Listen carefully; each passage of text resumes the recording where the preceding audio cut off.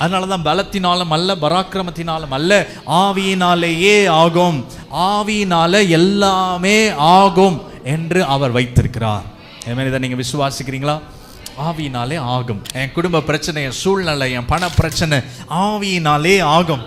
ஆமென். உங்க கதவை அறைய பூட்டி உங்களுக்குள்ள நீங்க கர்த்தருக்குள்ள நீங்க ஜெபிக்கும் போது, ஆவியினால் நீங்க ஜெபம் பண்ணும்போது, இந்த பூலோகத்தில் உள்ளவைகள் பரலோகத்தில் உள்ளவைகள் யாவையும் தமக்குள்ளாக அவருக்குள்ள ஒப்புரவாக்கி கொள்ள அவருக்கு பிரியமாயிற்று என்று சொன்ன அந்த வசனத்தின் வல்லமை உங்களுடைய வாழ்க்கையில வெளிப்படும். நீங்க ஆவியில ஜெபிக்கும் போது நீங்க டைரக்டா தேவனோட தொடர்பு கொள்றீங்க.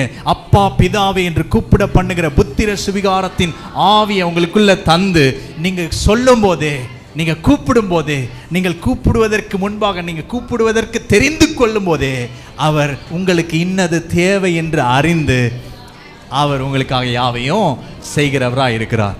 ஆமென்.